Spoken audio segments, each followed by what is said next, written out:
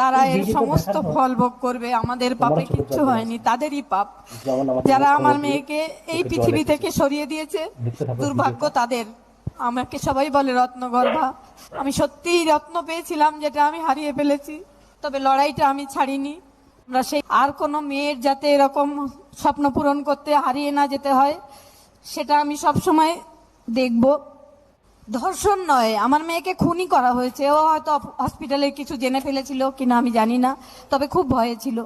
মা তুমি সও, আমার অনেক পড়তে হবে, না হলে ওরা আমাকে ফেল করিয়ে দেবে। এই যে ভয়টা 2 মাস ধরেই ও পেয়েছিল। রাত্রে যখন খিদে পেত, মা আমার খিদে পেয়েছে, তুই খেয়ে নে, দাঁড়াও বাপি কোথায় আছে দেখে নি।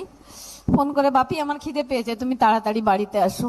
এখন আর কেউ সারা রাত না খেয়ে থাকলেও বলে না যে মা তুমি কি করছো বা তুমি কি খাচ্ছো, আমাদের কেউ নেই বলার।